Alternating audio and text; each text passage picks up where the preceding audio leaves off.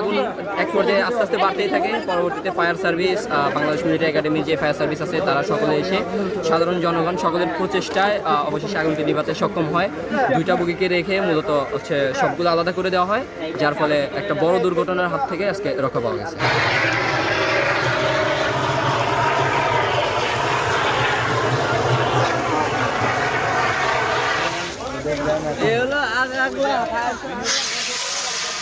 আমি যখন দোকানে ছিলাম তখন আগুন, সামান্য আগুন ছিল। তখন আমি পাশে আমার গেটম্যান, তখন গেটম্যানের বলতেছি যে ফৌজদারহাট অফিসে আপনি ফোন দেন, কে নিয়ে আগুন লেগছে। ফোন দেওয়ার সাথে সাথে ওইখান থেকে ব্রেক দেখতে দেখতে এখানে ব্রেক করছে, আগুন আরও আগুন জ্বলতেছে। সরকারের নিচের অংশে আমরা কিছুটা আগুন দেখতে পাই।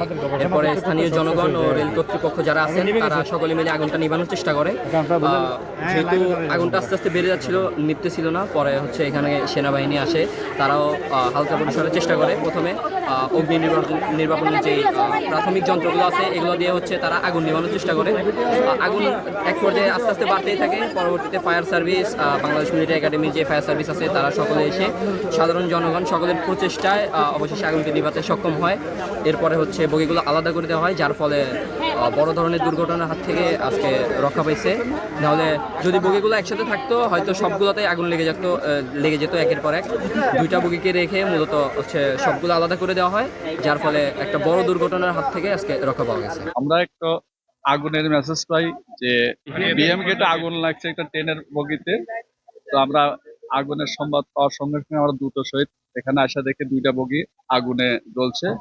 আমরা তাৎক্ষণিক দুইটা ইউনিট কাজ করে আগুন মোটামুটি আমরা নিয়ন্ত্রণে নিয়ে আসছি। এখানে কোনো হতাহত কেউ ছিল না বা হয় নাই।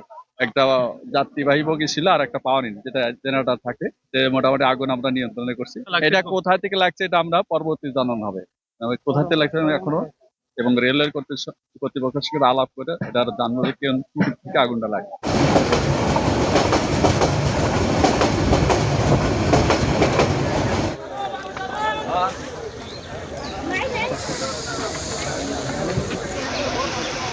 আর কি অবস্থা ডাডিকে বেড়া কি আর লাগবে না, আর এটা কিন্তু কোনো কথা না। সিট অকল দৌড়ি যাবে ভাই নদীর না রং পাই যাই